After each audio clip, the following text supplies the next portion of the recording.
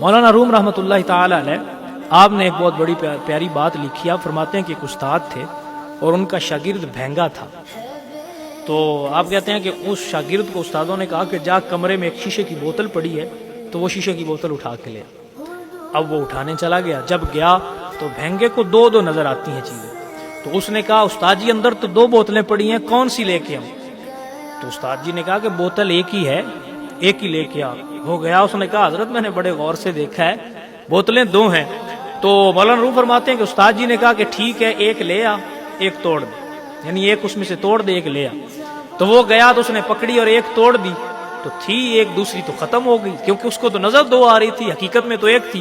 اب ایک توڑی دوسری ختم ہو گئی. اب اس کا نتیجہ مولانا روم یہ لکھتے ہیں, آپ فرماتے ہیں جس نے دنیا میں اللہ اور اس کی رسول کی محبت کو جدا جانا, جدا سمجھا اور حضور کی محبت والی بوتل توڑ دی تو قیامت والے دن اس کے ہاتھ میں اللہ والی محبت کی بوتل بھی نہیں ہوگی.